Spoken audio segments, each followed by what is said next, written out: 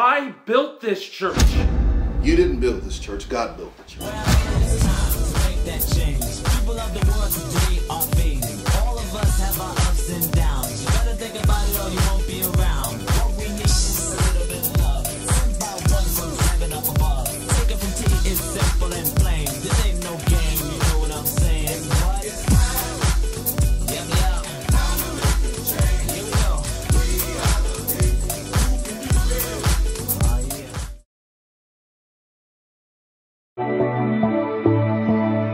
If I'm a target for the enemy, then it means I'm where I'm supposed to be. There's a war that's raging over me, but I know the one who holds the victory. I got my mind made up, I got my eyes fixed on you. Nothing can hold me back, nobody can take me from you, from you.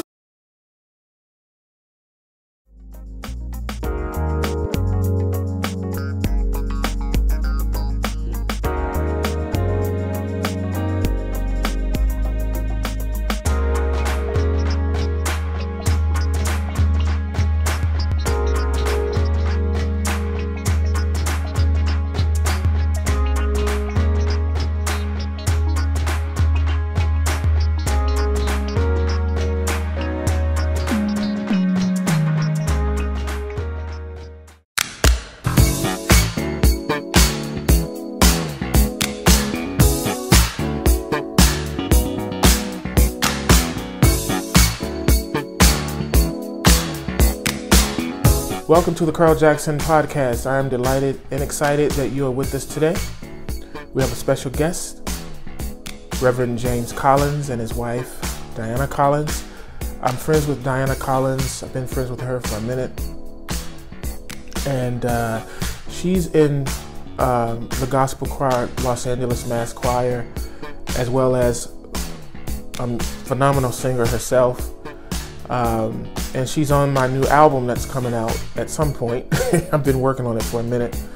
But she is an incredible singer, incredible woman of God, and I just thought she'd be a great guest. Her and her husband would be a great guest. They have an amazing testimony that they would like to share with the public. If you're listening on Spotify, you can also watch the video version of this. I call it the video cast on our YouTube page, CJC TV. For everyone else that's watching us on channel 90 on Tikilive, and everyone that's watching us on channel 24.7 in Los Angeles, we want to say thank you for watching and for being a continuous supporter of what we do. And that's it. When we come back, if I can speak, when we come back, we will start the conversation that was recorded in my office with Reverend James Collins and his wife, Diana.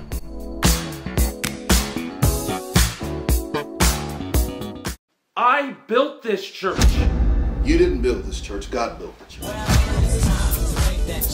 People of the world today are fading. All of us have our ups and downs. You better think about it or you won't be around. What we need is a little bit of love. Sent by one from heaven up above. Take it from T, it's simple and plain. This ain't no game, you know what I'm saying? What? Yep, yep. Here we go. Oh, yeah.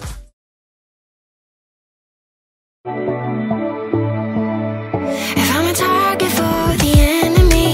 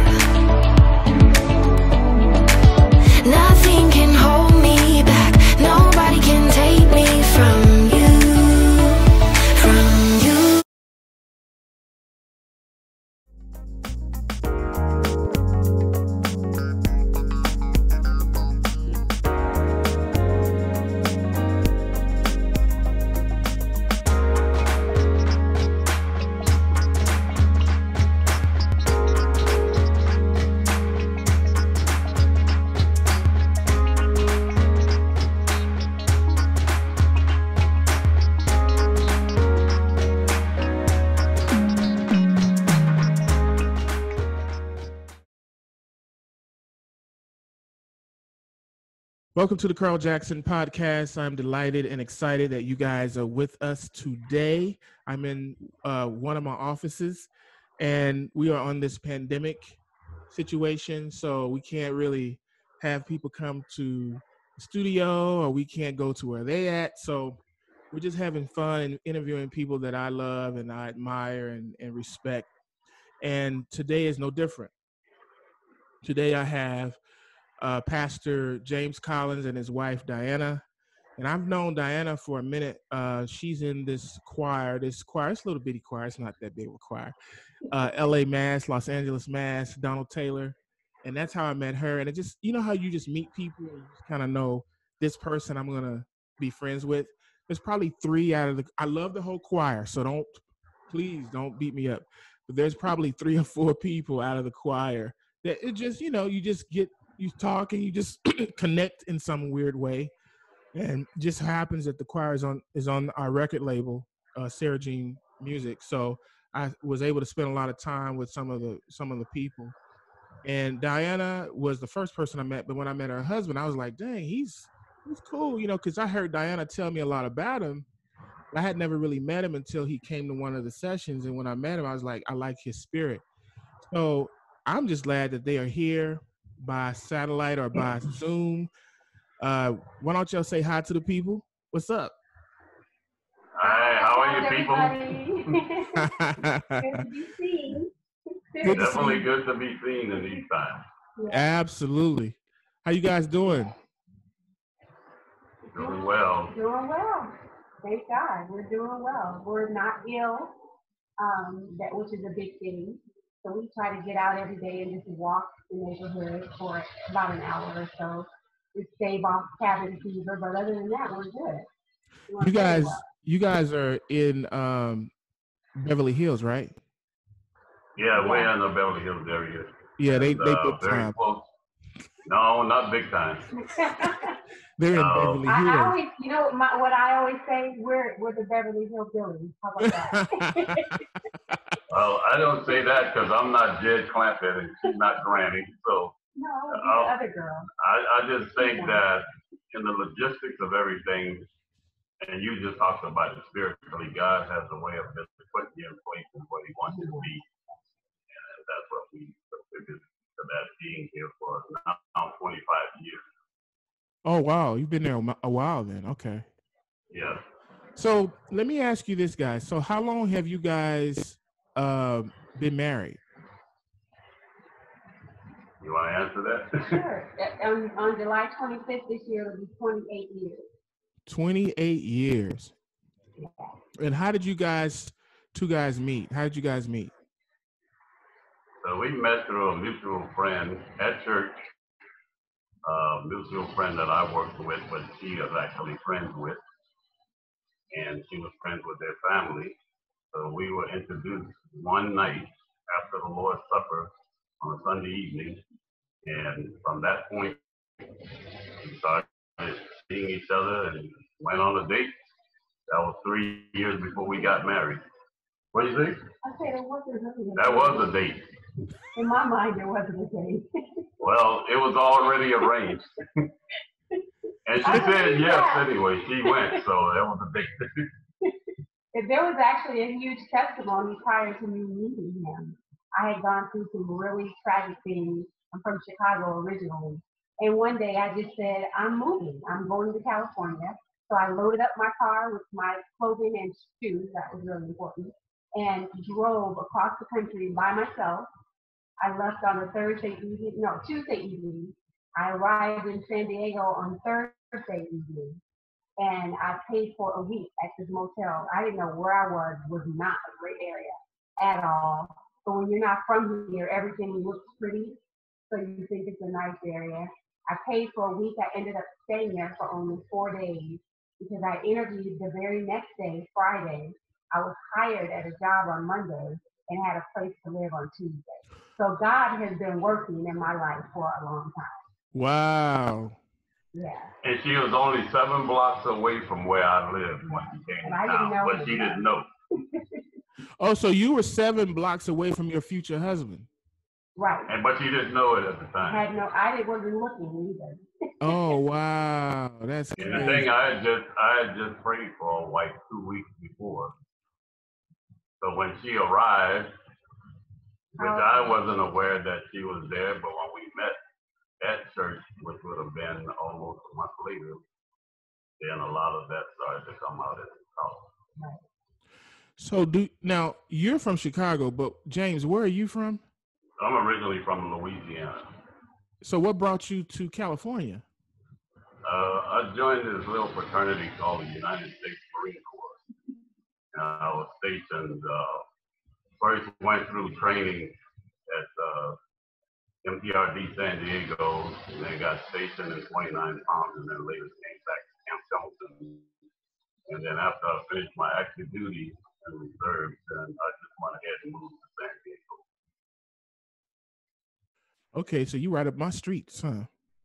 Yeah, matter of fact, your neighborhood is actually my neighborhood. Yeah, Our exactly. neighborhood. Right.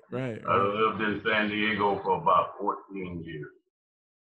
Oh wow, yeah. I'm originally, as everybody know, I'm originally from Dallas, but I've been living in really between San Diego and Orange County for the last, I guess, I don't know, 15 years. So that's been interesting.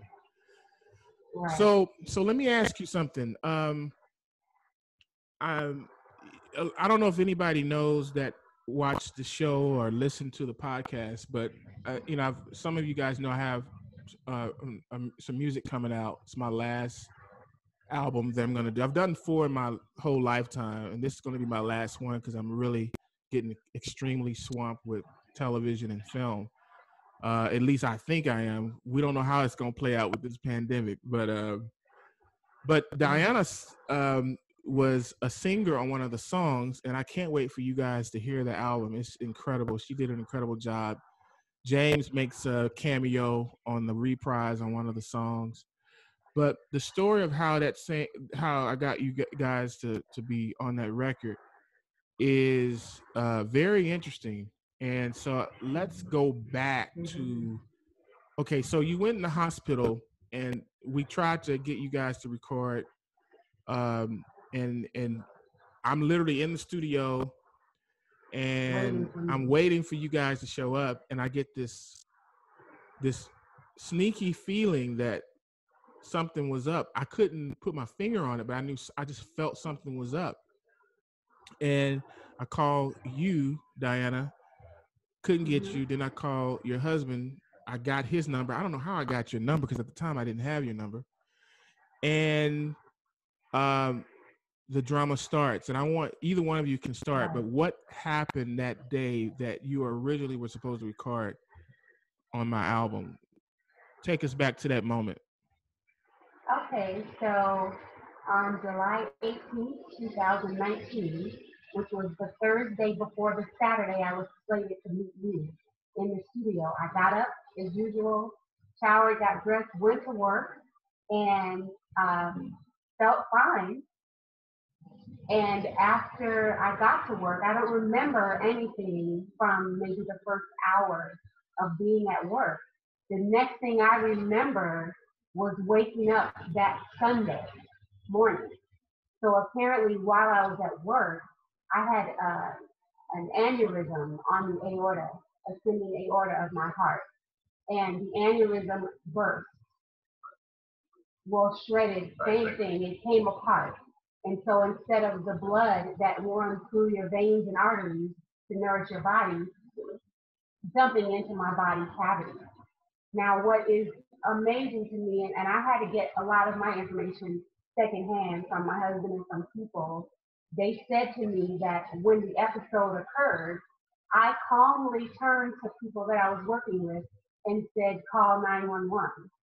And they said I was so calm that they thought I was joking. And I said it again, and one of the co-workers that was there said, I think something's wrong. Do what she says and call 911.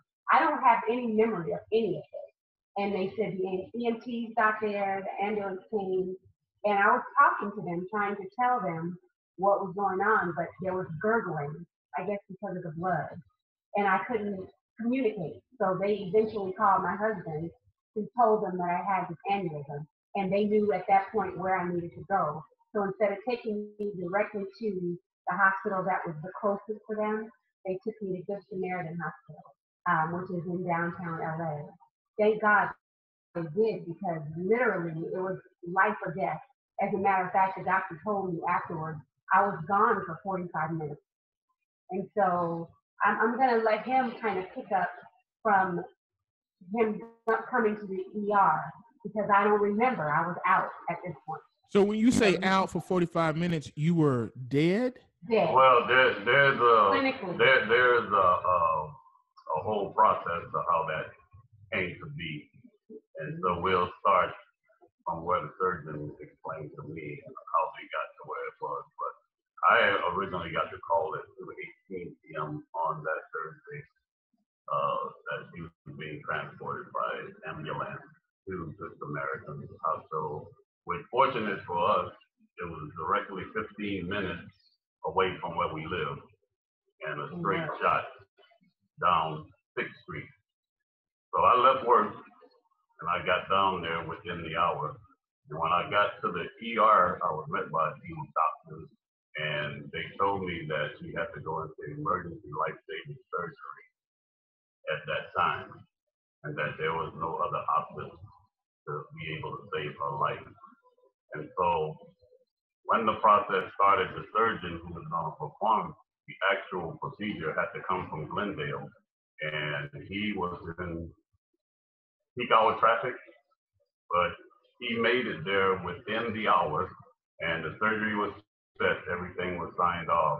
I was praying to God the whole time while I was talking to the doctors, and while they were telling me that they were going to have to do this procedure, which was going to originally take 6.5 hours, God was telling me that she was going to rise again. And so while you're looking at the situation in front of you, and you're listening to the doctors talking to you, God himself is also speaking at the same time to let you know that he's actually there with you in the situation. And so I walked into the ER. He was unconscious. He had been intubated. So at that time, I laid my hands on her and said, in the name of Jesus, we ask that she be healed. And the confirmation of her healing came right at that moment. So I touched every part of her body, her hands, her arms, her head. They wheeled her over to the operating room. I was only able to walk right up to the entrance. Then they just took over from there. I went back to the waiting room and sat for a moment, and I drove home to tell my daughter what was actually going on, because she was not even aware of everything. When I went home, I stayed for about 30 to 45 minutes, because originally they said it was going to be 6.5 hours.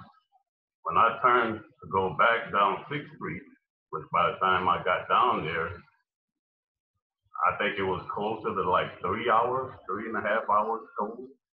They had already completed the surgery, and the surgeon called me on the phone and told me that the surgery was successful. So by the time I got back, to the waiting room, he met me in the hallway to reconfirm that she was okay. And keep in mind, this is emergency open heart surgery. So that means they're opening the breastbone and literally opening up the cavity to be able to operate on the aorta and they check from the top all the way to the abdomen to make sure that this dissection didn't run farther than what they anticipated. But we just saw the mighty hand of God in the whole situation, because we had heard of people, celebrities, John Ritter, this is what he passed away from. Lucille Ball, Thomas Michael Ford from the Martin Show, this is what he passed away from. And so when you hear all those statistics and what she was actually facing, even though the surgeon did the operation, we just counted it as a blessing from God that they were able to save her life. And not only save her life, but she was able to walk, she was able to talk, she was able to sing. She had all of her mental faculties as well as physical faculties, because even after the surgery, they were concerned that she may not be able to walk, talk, or even sing again. So let me ask you something. Let me ask you a couple questions. So you said a few minutes ago that you heard God tell you. How did God speak to you? How did he tell you that this was going to work out? How did you? So the answer to that question is that it was personal, it was direct, and it was right to me. It wasn't an audible voice that came from his breath. It was like he was saying, and then it was not just the voice speaking, but I felt a presence, A feeling. I felt his power, Right. and then the voice that was talking to me confirmed that she, in fact, was going to rise again. And keep in mind, I'm looking at a woman that's unconscious, intubated, and having to go into surgery where they were going to open up her entire cavity. Now, what the surgeon explained to us is that while she was on the table to go through the process, her heart had to be stopped. And so during that time, the ventilator is breathing for her, and there's a machine that's pumping blood through her body to keep her living while they perform the surgery. So clinically, for 40 to 45 minutes, she was technically dead, without life. But the fact is, we knew even in that time, it had to be God holding her in his hand. Because when you think about me and you, or me and her as a man and woman, we don't have that capability. Even the surgeons don't have that capability. And even with the machines are not 100%.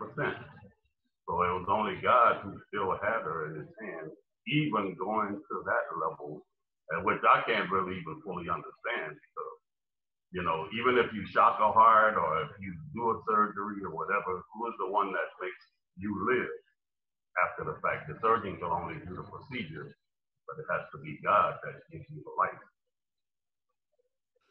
Wow, that's amazing. So give us your. I want you guys to just talk about your testimony.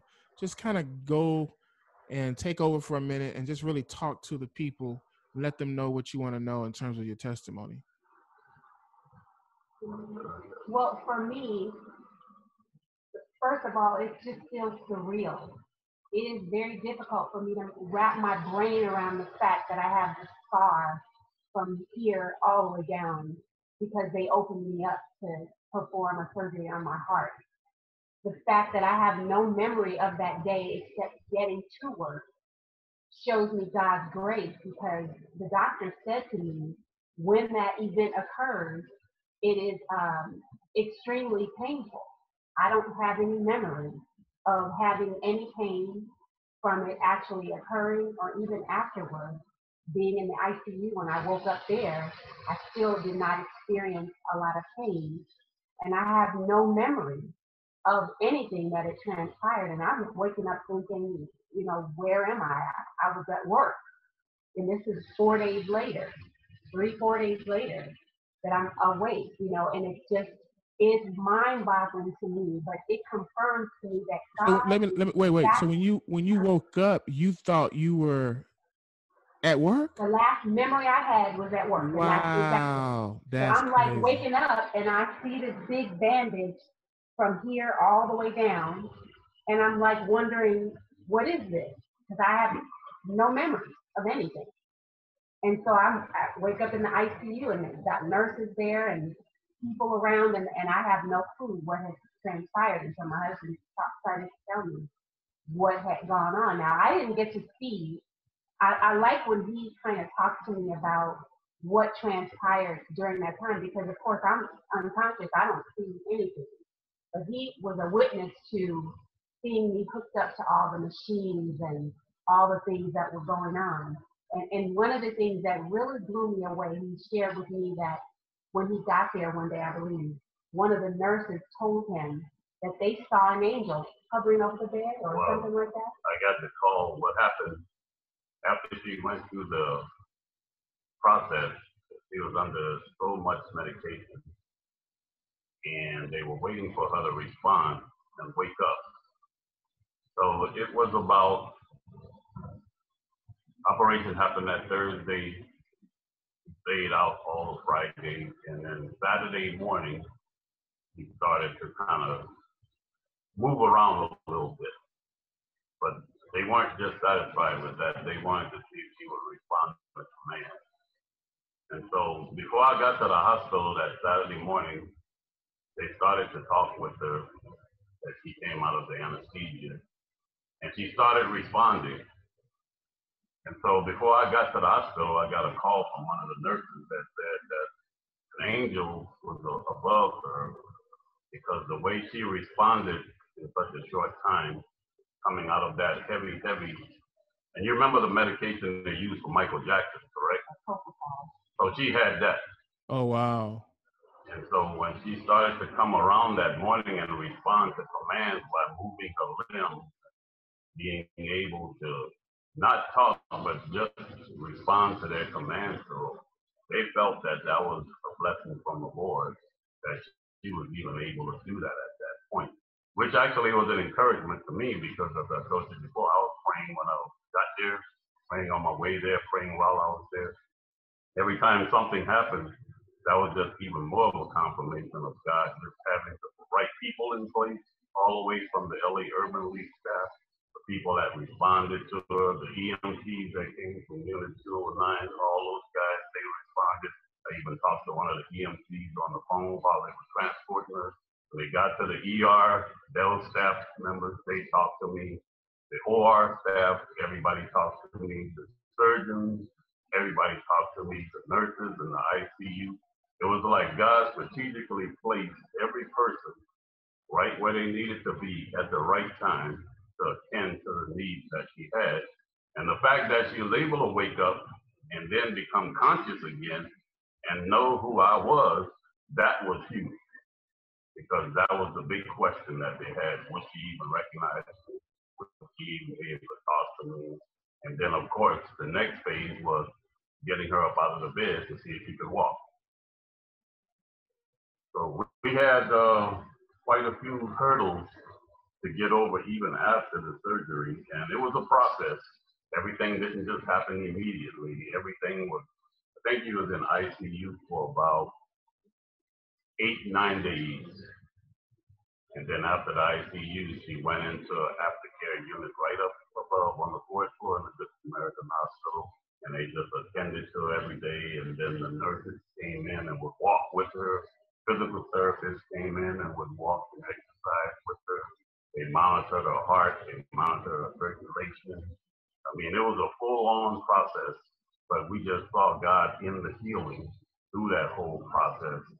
And when she was able to come home, we recognized that God had been there the whole time, and he did exactly what he said he was going to do. And I would like to just encourage people too, because oftentimes we hear negativity by way of bad news. Even when you watch the news at night, they give you bad reports, and this is going to happen, and that's going to happen.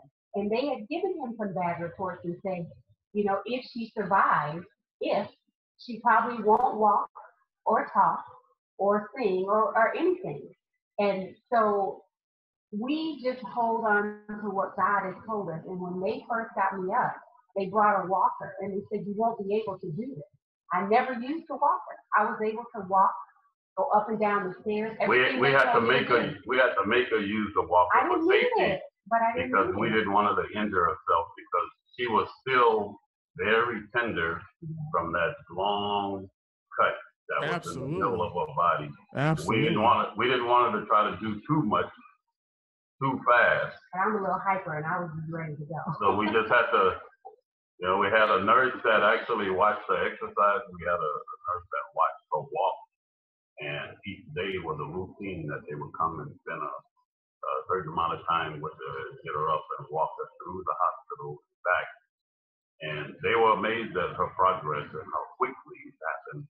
And I was actually amazed too, but then again, I stopped and thought that God was with her from the beginning all the way through the process. So it was not like he just showed up one time, he was there. And that was my actual encouragement, because, you know, it would have been easy for me to just go to pieces and give up, you know, but he just made his presence well known And even the people who worked on her, I actually believe it even increased their faith. We had people from the ER, the OR that came to visit her after the fact when they heard the good report. So, you know, one nurse wrote on a little heart that they gave her as a gift, told her that she was blessed and amazing and that she'd been healed, to stay that way, and signed her name on the heart and sent it home with her. It's for me, you know, because everybody has their own takeaway from it. And I know God allows everything that he allows for a purpose, and we don't always understand why. And I guess my attitude could have been like, why do you let that happen to me?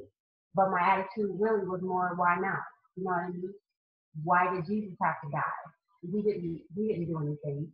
But my takeaway was, it taught me to trust him more. We say things sometimes with our lips. I trust God, I believe him, but then when something like this happens, you can go to pieces, as he said, and feel like, oh my goodness, woe is me, why is this happening to me? But I just never really felt that way, and I believe that God allowed it to happen so that I could trust him more. Like even in this pandemic, I don't have any fear or any worry. I know people that are like, oh, I'm so afraid, I don't know what's going to happen. I just don't feel that. I feel like God is in control still. He's covering us, he's keeping us, and we're going to be fine, you know? And so that was a huge takeaway for me, to learn to truly trust, not just with my lips, but with my whole heart. And also to show that God is real, because oftentimes, you know, when you talk about church service and you talk about what you know, TV, or if you go to the building or go to the activities, but the God that we serve is a real God that meets you in your everyday situations and circumstances. Not just a God on Sunday. It's not just when you're in service and shouting and getting the Holy Ghost, or when the choir is singing, or when the preacher is preaching. God is actually right there with you in the trenches when you're going through the downside of life. And I have to say that this was probably the most crucial moment where we needed God, and he showed up, and he showed himself to be personable. He showed himself that he's helping us, he's providing for us, and most of all, he showed that he was protecting us. And so I take away from that, number one, is increase my faith, helped me to share with people. Matter of fact, everywhere we go now, before I even preach a sermon or teach a lesson, the first thing we do is share this testimony, because it's meant for someone to get encouraged. Yeah, I do. Absolutely. So I want to know exactly, let's talk a little bit about fear, because it seems like a lot of people seem to be in a lot of fear right now. When you look at, I'd say, when you look at the news, when you look at, just, first of all, you turn on CNN or Fox and you're just going to be like freaked out. You're not going to ever want to leave the house. Not that you should be leaving the house anyway, but you're not going to want to do anything once the pandemic is over with. You're just going to feel like, I don't want to do anything. I'm just freaked out. But there's a reigning theme in what both of you guys are saying, and that is you never feared once. It feels like you guys never once were freaked out or fearful for any reason during this situation. That's what it feels like. I would say there were times, but I think what it shows is, humanly speaking, we all fear. The Bible says 365 times do not fear. It says that for a reason, because in our frail human state of mind, oftentimes when we look with these eyes and listen with these ears, it's easy for fear to come in, because we've been born with that fight or flight mindset. However, on the flip side, when God is in the equation, you have a trust in him, and not just superficial trust, but a relying trust on him and belief in him. What happens is your connection with him calms those fears. In other words, it would have been easy for you to go there, but then just like when Peter, when he got out of the boat to meet Jesus and he saw the wind blowing and he got afraid, And he looked back up and said, Lord, save me. And Jesus grabbed him and lifted him up. That's when our fears go away because we know that he's actually there with us in the situation. In this So what about, pandemic, so let me ask you this. What about people who have fear, but they don't believe in Christianity or spiritual enlightenment? They just like, that's all hogwash. What would you say to people like that? well, my encouragement to anyone who's not a believer is for you to get to know the Lord. Because just as what you've seen in the Bible, you had many people that had their various situations. And in those situations, when Jesus showed up and he did his miracles, when he worked in their lives, every time afterwards, he would always say, your faith has made you whole. Now, in order for us to overcome fear, you have to have faith. Because without faith, it's impossible to please God. So if you're in the world and you don't have faith in God, you're in this world all on your own. And so then you have a reason to fear, because if there's something that's much bigger than you, something that will overcome you, you're going to have a reason to fear.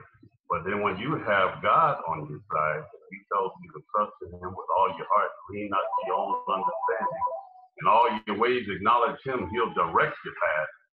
You have someone that's greater than you that's actually working on your behalf. Because without him, and the word tells us, without him, we can do nothing.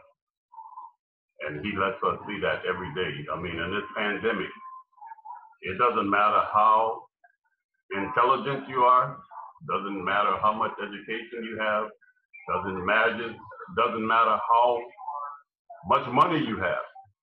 Basically, we're all in this same situation together. Your trust and belief and your relationship with God right now is what's very crucial. It's not the church where you go. It's not the pastor and the name who they are. And it's not even your status. What's your relationship with him? Do you trust him? Do you know him? Do you rely on him?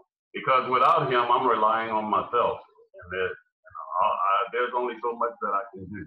I think you were about to say something. I just wanted to share right before you went into that question, I was going to say to you, I actually was blessed to even find out that I had the aneurysm prior to it dissecting in July. I ended up in the hospital December. Was it New Year's Eve? New Year's Eve. I went to see the Sinai and I had a bout with vertigo. But they were like, my blood pressure was out of control and they didn't know why. And they said, that has nothing to do with vertigo. So we want to run some tests, which is what they did. They kept me in there for 5 days. And I think it was on day 4. Wait a minute, this is in December, right? Well, I went in December 31st. So this was maybe like January 3rd. They kept me. But it happened on December 30th. And this is before the incident or after the incident? Happened. Okay, so this is 2019, right? That's right. Okay. That's 2018 into 2019. 2018 or 19? Yeah, December 2018 into January 2019. Gotcha. So what happened is I went in there and they said, we just want to run some tests because this is unusual. We want to find out if there's something going on. So as I said, a team of doctors comes walking in my room one day, and I'm sitting there thinking, why am I still here? I feel fine. I'm ready to go home. And they come in and they say to me, we've discovered that you have an aneurysm on the ascending aorta of your heart. Now, once they said that, I didn't really hear much else. It was like a Charlie Brown moment. Wah, wah, wah, wah, wah. Because I'm by myself, and I'm like thinking, this isn't happening.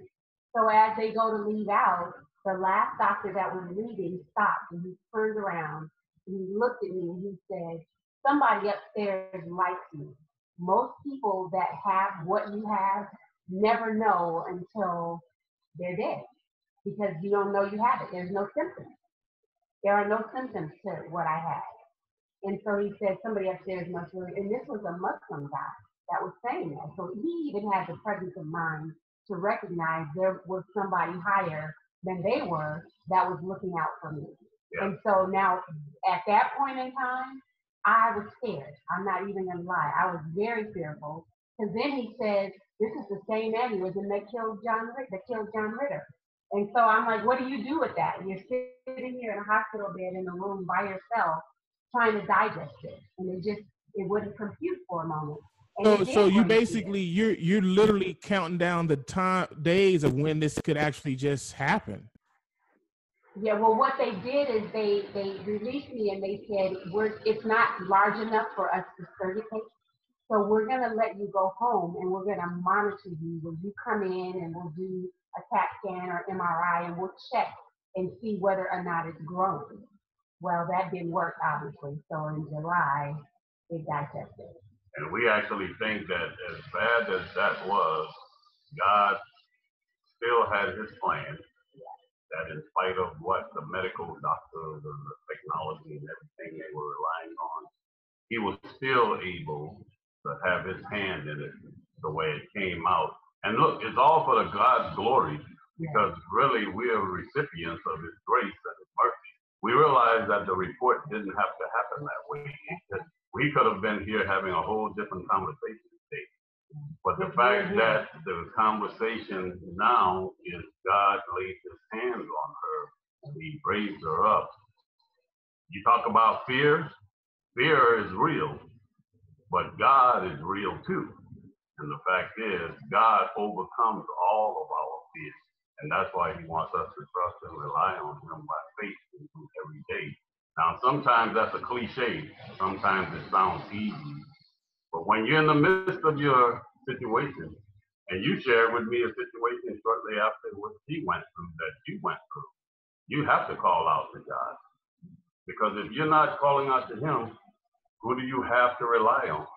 You're just in this world all by yourself. So I'd rather be in this world with God on my side than to be here and call myself my own man without God. More with the Collins when we return. Original movies, original series, original concerts, and more. CJC, one network, sharing the world. What are you looking for?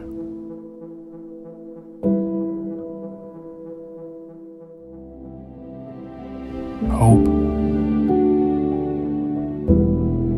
Guidance.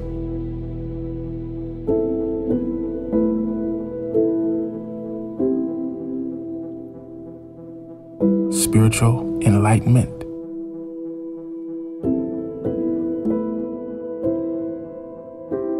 What are you looking for?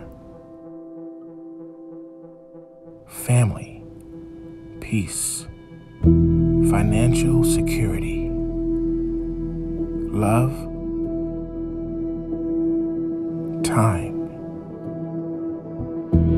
To the great city of Los Angeles, we want to welcome you to programming that will help lead you to the light. 24 hours a day. Original movies, original series, music, and more.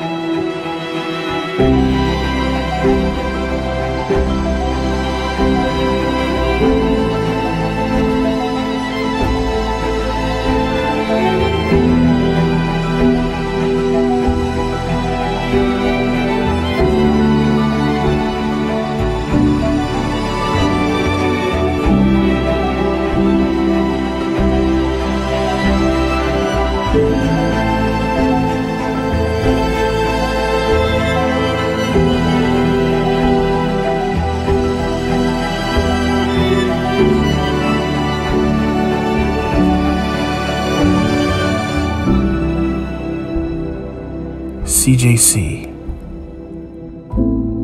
Always positive.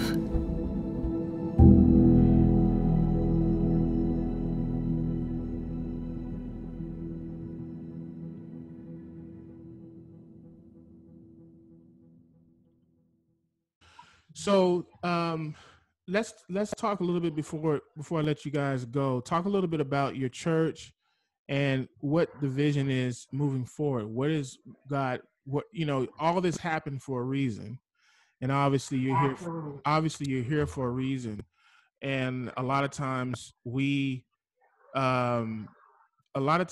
feel that things happen for reasons that are personal, But when something tragic happens, when something tragically happens like this, you quickly find out that it ain't about what your plans were. Your plans probably change after something like this. So tell us exactly what your plan is, not just with your church, but then also with where God is taking you guys toward the future. You know, it's interesting that you mentioned that, because when we got into this ministry, we've been married 28 years, so we've been together going on 31, and we started working in ministry together immediately. And we trained in evangelism, which meant the word of God is on the move from place to place. The church building, as we've known the church for years and what it's evolved to now, oftentimes we forget that Jesus told us, go into all the world and preach the gospel to every living creature, teaching them to observe whatsoever I've commanded you, and lo, I'll be with you always, even till the end of the world. So a lot of times it's easy to go inside of a church and get comfortable. But my wife and I have been talking for years that there will come a time where the church will have to come out of the four walls. And right now, we're actually seeing it play out. Now, many of us who trained in evangelism was aware of this. Even before this happened, we just didn't know that it would be a pandemic that caused it. But if you look at all of what the word says and the prophecies of things to come, we knew that worship would have to take place at home. We knew that worship and teaching would have to take place in various meeting places. It wouldn't necessarily be big church buildings or big arenas. You know, I think this church of the new millennium of 2020 had gotten to that point where you saw these places, but the true organism of the church and then the organization is not just that, but it's global, but yet still in motion. And it's not based on just those locations. It's in the heart of every believer and wherever you are. Because when Jesus gave us that great commandment, our great commission, he meant that for all of us. Now, the vision that we have this age we call exousia, which talks about the actual power and authority of God that's placed in us. To be able to preach and teach, you've seen us do Bible study online. You've seen us do church service online. I've actually watched I've watched it online. I've watched it many times online. Yeah. And so what's amazing about that is, like, long before this happened, it was like God was already strategically placing us in a position to do those things. Now, we started doing home Bible study about 10 years ago. Because if you really stop and think, most churches would do Bible study in the midweek on Wednesday night at a building or location. But we decided to take it to the home. And a lot of what the church is going to have to do now will have to be done in the home, as opposed to leaving out and going to a different location. And that's what the church needed to get back to. I think for this day and time that we're in, this is where we are. And if we're going to stay effective, we're going to stay relevant, and we're going to stay active, you got to start in your home. You got to start in your community. And if you're blessed enough to be able to reach a network of people online, you got to utilize those tools as well. And then she's got her evangelism through music, which she brings the message of the word through the music. You want to tell a little bit about that? Yeah, so the other thing for me is that, as you said, and I thought that was perfect, this thing was so much bigger than me. It wasn't about me, and it wasn't just for me. So for years, I've always been an encouragement to other women. I don't even know why it would always happen, but I've had people, strangers, walk up to me and open up to me and share really personal things. And I do believe that one of my spiritual gifts is encouragement, exhortation. I like to encourage other people and build up other people and make them see that the positive side of life. I'm a very optimistic person. And so since this has happened to me, I've had the idea to start a YouTube channel specifically for that purpose, to encourage, to inspire, and to enlighten other women and just people in general, but I say women because I can relate, of course, more to them being a woman myself. And I've had so many young women now to say to me, you should have been doing this years ago because you've always been doing that for us. And my husband will tell you, there's times my phone would ring all the time. Whenever somebody was in trouble, they would call me. And he was like, it's kind of, you know, a lot, but it's just my heart for other people. And so now I want to utilize what has happened to me to encourage other women to not give up and to recognize that there's light at the end of the tunnel.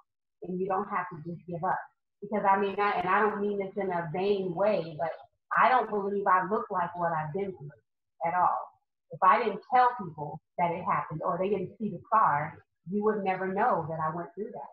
And so, and I believe that's God keeping me and keeping me in a place where I can actually relate to and talk to others.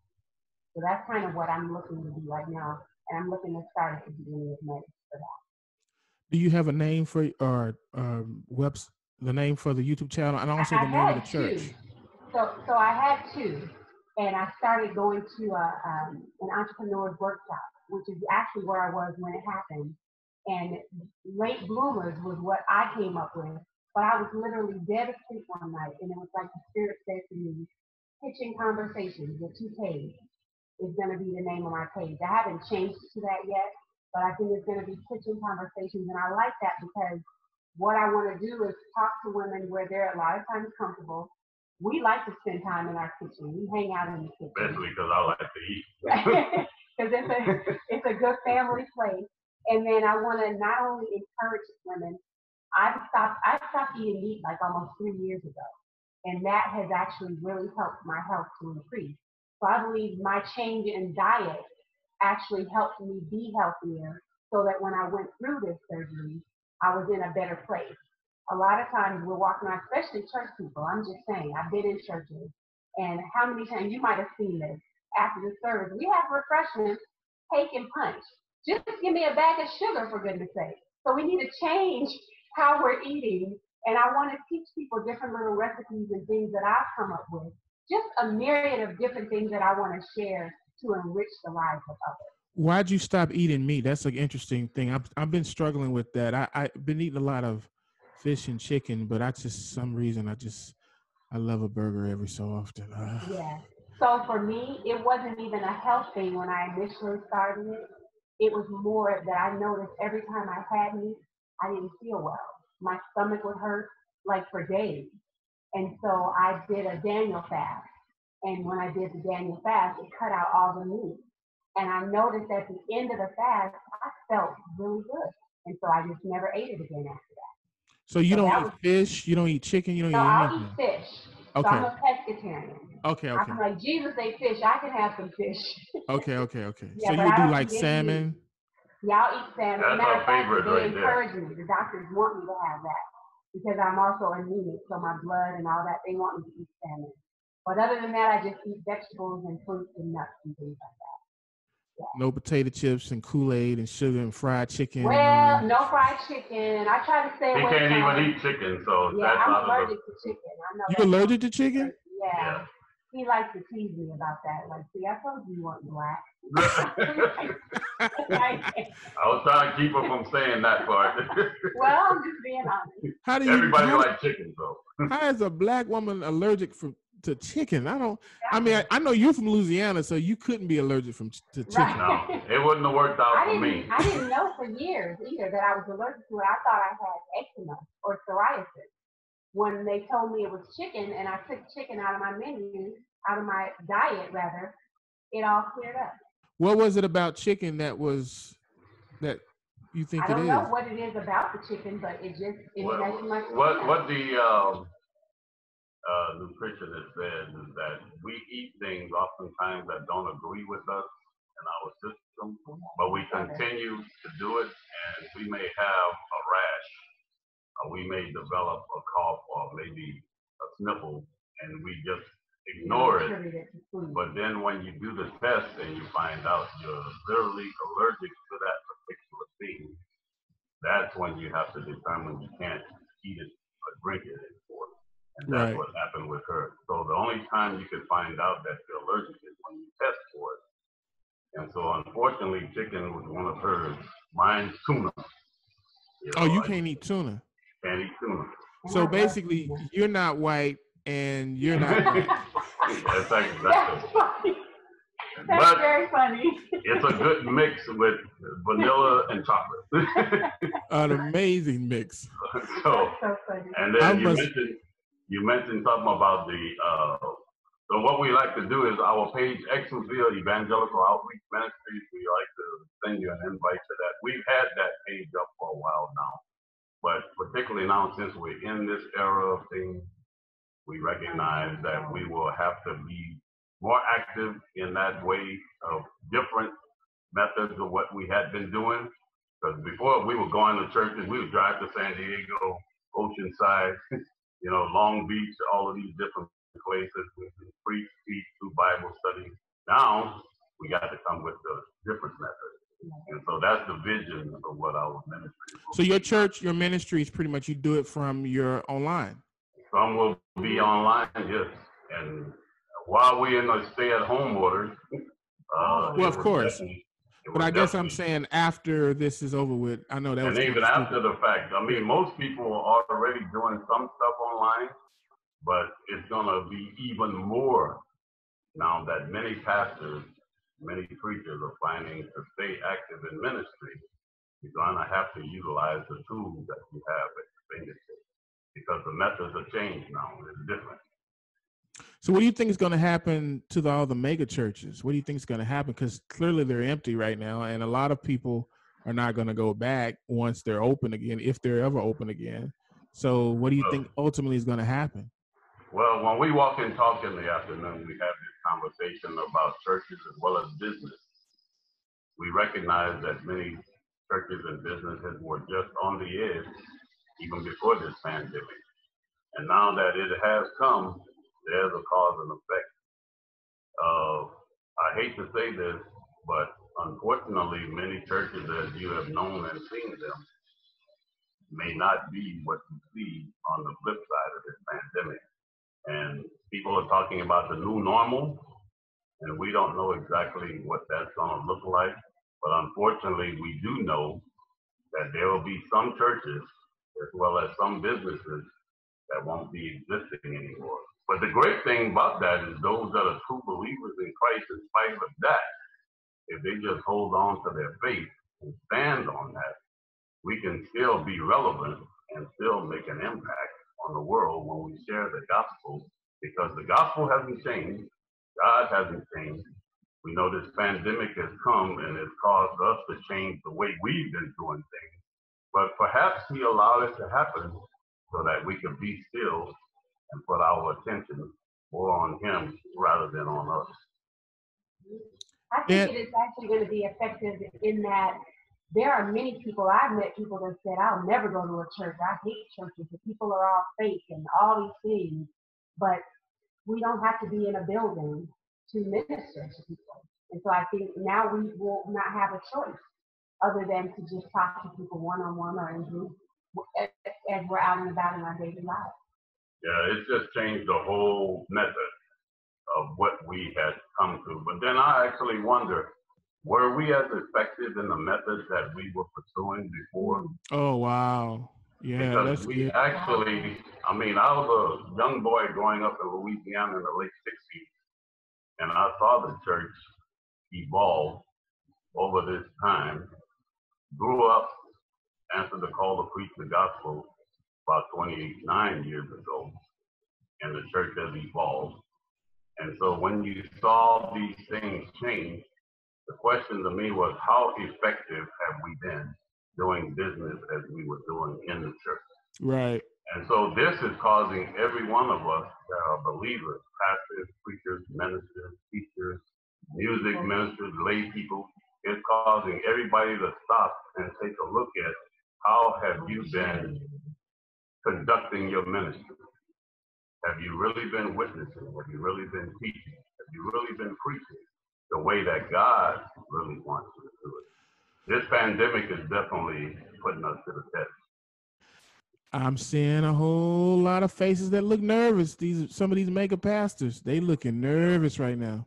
Well, and of course, the other side of that is it's a business and a financial obligation. You know, to whom much is given, much is required. If you have a mega church with a congregation that's 18,000 to 20,000 strong, and you aren't able to meet, and then you talk about the financial obligations as well as the logistics. People are not working anymore. So now your congregation has went from a full arena to an empty arena, but you still have to reach your people because ministry doesn't stop. Or a full arena, but nobody has any money. Exactly. Right. And the fact is, you still have to be concerned about the health and the welfare of your congregation, because even if they were to lift these stay-at-home orders and bring everybody back, as we're learning in China, people are tempted to go back only to find that people are being reinfected or infected again. And so at some point, you got to exercise wisdom. You know, do you want a full house, as some people did, and then people ended up getting sick, and then you start to lose lives of people's health? So a good shepherd, a good pastor, a good preacher, a good minister, teacher, they're going to be concerned about the full welfare of their congregation. It's not just financial, but it's also health and safety. And so I'm looking at the full picture of what's going to happen in May or June if we get these stay-at-home orders lifted. Will the church look the same physically? All I can say is stay tuned. So do you think, so you clearly think it's going to go beyond April 30th? Well, if... They've already extended it here till May 15th. Well, just LA County is May 15th, but even outside of what the authorities are saying, let's just stop and think of logistics, what the church will look like. And let's talk, not even the mega church, let's talk about the mid-sized church that may have 500 people. Right. After going through this, and you get to the stay-at-home order lifted, and then you got 500 people coming back. When you stop and think about the colds and the flus that would come seasonally and how that affects the congregation, this is now something that is not only causing illness, but it's causing death. And so now you have to stop and think how you're going to exercise wisdom in handling your congregation. There's definitely a lot you have to consider when you are the one God has called over the congregation and how you are handling them. You don't want to be selfish. You don't want to just look at dollars. You don't want to just look at filling up pews, because we've had that mentality for so long in the church that unfortunately I think it's hurt the church. Now we got to be concerned for men, women, boys, and girls and their welfare and their souls. Yeah, I heard a pastor say recently, he said there's an e-commerce church and then there's a kingdom church. And unfortunately, e-commerce almost had taken over so rapidly and so big that the kingdom church was almost forgotten. He said, but now kingdom church is reigning and e-commerce is about to be out. Exactly. And I think God may have allowed that to happen so that we can refocus our attention really on Him and not get so caught up in the things that, there was too much stuff from the world that has impacted the church. And I think we allowed it to happen. But now we really need to cultivate. We got to look at our doctrine, our foundation, our teaching. What are we sharing with those believers each and every week when they come in? Is it meology or is it theology? Are we really preaching God in the Word, or are we really just glorifying man? And so this is the test right now. This is what we're going through. And, there are believers, and the promise we have, Jesus says, upon this rock I'll build my church. The gates of hell will not prevail against it. That was the last message I preached in San Diego before this thing hit. He's got the church in his hands. He's holding us. He just wants us to keep our focus and our attention and our trust on him. And if you study the Bible, yeah, he knows how to do that. Yeah. Matter of fact, personally, very effective. Powerfully, his presence has been seen and known, and you know, even in spite of all the bad stories you were talking about earlier that can cause fear, there's still some good stories that you can still see the hand of God that's worked, even in the midst of this pandemic. And that's the one thing I want to encourage believers is don't take your eyes off what God's doing. He's still working. So did you ever do radio, James? Yeah, I did radio in the military. I was in the communications company at Camp Pendleton. So I broadcasted for about 3 years. Part of what they wanted me to re-enlist in is the military network. At that time, I was ready to get out, though. That was the late 70s, early 80s. And so it was a good experience. It was good training. I trained in 49 Palms, California, in the Desert Communications School and broadcasting. So I was out there with the weasels, rattlesnakes, and the gophers transmitting. So it was a good experience, but I think all of that, what we've talked about today, even what we went through, was God's preparation for us to do the work of the ministry. It was all his providential plan. Well, you have guys who have anything you want to say before we close this out? I just want to say thank you for just being a great friend to me and thinking enough of me to know that I wasn't a flake when I didn't show up, that there was something wrong. Because that is something I pride myself on when I say I'm going to do something. Unless there is a problem, I'm going to do that thing. And so I really appreciate that. And I appreciate this opportunity for us to get on here and share a little bit of our hearts. And I pray that it's going to be a catalyst that's going to help us even move forward. I keep telling him he needs to do radio, his voice, right? Yeah, his voice. He's got. He's gone into churches and he'll get up, the pastor will say, oh, have words. And as soon as he speaks, all the women go, oh! She didn't have to go there. It's the truth. I'm just being me. But it's funny to me.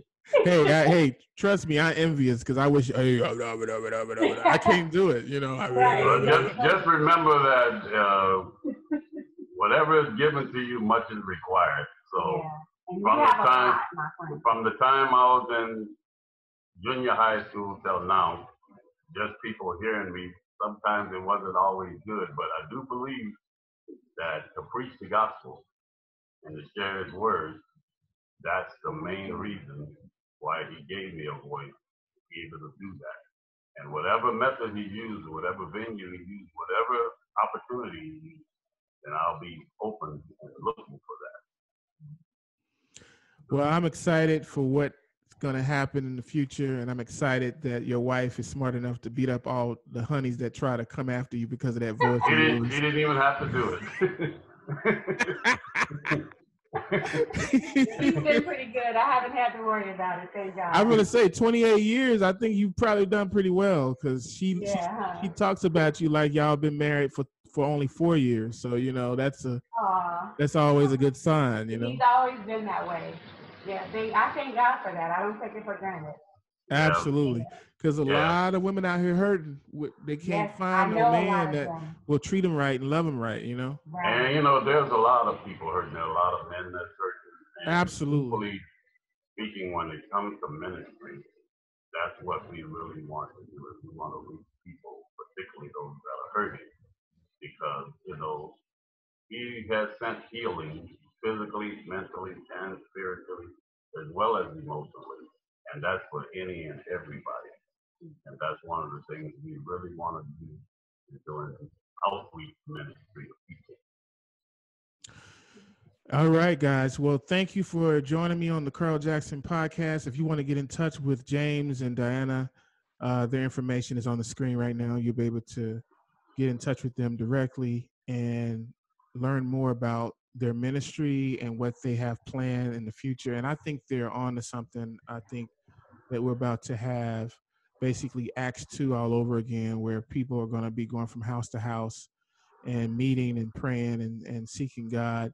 And really that was the way, in my opinion, and maybe this is not scriptural, but I feel like that's the way Christ wanted it anyway. I think fellowship was more about us having a personal relationship with God, but then joining yourselves together with other people that are like-minded in unique ways. You could have dinner, you could have prayer sessions, you can, you know, go out to breakfast, whatever. It doesn't have to be that Sunday morning ritual thing that we've been trained to do. I think you should come together, and I think there's great things in singing songs and hymns and sharing the word, but it's gotten to a point where I think Satan found a way to control that, and that's over. That's over. I'm trying to sound like your husband. That's over. That's funny. I agree, though. I mean, don't you agree, though? I mean, jokes. I totally agree. We're definitely in the time now, and as we are waiting to see as it continues to evolve with this pandemic, the elder preachers used to say, "Where do we go from here?" Right. And so that's the big question for the church today. Where do we go from here? So I say stay tuned for another day where we can talk about that. Absolutely. But next time we can let him host because he got the voice for it. Okay. He'll have to be give him another job, huh? I just want to thank you for, actually, you were the first person to reach out when she went into the hospital. A lot of people didn't even know. So you caught it right when it was happening. And thank you for your support, and thank you for the opportunity to be able to share on this podcast. She and I had always talked about being able to do these things, and you were the first instrument that God used for the opportunity. So we want to thank you for that as well. Oh man, it's my pleasure, and I want to thank you guys for one, you singing on the song, but then for you, James, for allowing me to use this amazing phone call that was in the moment. I played it. It's on the reprise of the song that your wife sang on. And every time I hear it, I almost cry because it's like such. It brought me to tears. It's powerful. It literally brought me to tears. It's a phone call, just for the people that are listening. It's a phone call that he had made to me while I was in the studio. I missed the message. Some kind of way I missed the message, and he left a message while I was in the studio waiting for them to show up to record the song. And the message was so just riveting that I was like, I asked him, I said, is it okay? Or I asked your wife, I said, ask him if it's okay for me to use this, because I think people will be able to connect not only to the song, but connect to the fact that, you know, everyone has felt that, whatever that was in that call, everyone has felt that. And I just thought with if you hear that with the song, it's just going to make the song even more powerful because you recorded this after the fact. You know, and that's why I was like, when he says the word recovery, we put it in echo for him because it's letting the people know you made it. You know what I mean? You made it. And you got the message in real time. Not yes. Yeah, that's what made it so powerful to me. I'm getting chill bumps talking about it because I felt like that was I feel like it was an anointed moment. You didn't know it at the time. And that's what we feel too. But it was an anointed moment for this time. And look, we're going through a pandemic. And I don't know how God's going to release this record. I don't know how it's going to come out, but it's clearly now I'm starting to see a clearer picture as to why. Yeah. And that's exactly what he does. Every time he just puts the whole picture together. You get that record. And he makes it happen the way he wants in this place and this time and with the people. And so we're thankful for that too. And the fact that we're sitting here having this conversation, both of us with you, that's even more. She'll tell you, I go to sleep at night holding on to her. I'll be sleeping, all of a sudden I feel his hand clamp on my arm. Wow. Like, are you there? You know what I mean? So, so now I know why he does it, so it's okay. It's comforting, you know? Wow. Just so beautiful. I just love how much you guys love each other. It's such a beautiful thing. Thank you. Get my handkerchief out. I got 2 reasons to cry. You got love and you got a deep voice that I don't have. That's funny. All right, guys. This has been great. This has been really great. Thank you so much, Carl. I thank you guys. Until next time, guys, you be blessed, and we love you. Thank you for watching James Collins and his wife Diana this week. If you want to get in touch with them, their information is right here, as well as my information to get in touch with me, the Carl Jackson podcast crew and cast and group of us. We love hearing from you. CJCTV on Instagram and Facebook, and my Facebook exclusive is Carl Jackson Exclusive. Facebook.com/Carl Jackson Exclusive. Do they even say slash anymore? I don't think so. See y'all later. Bye.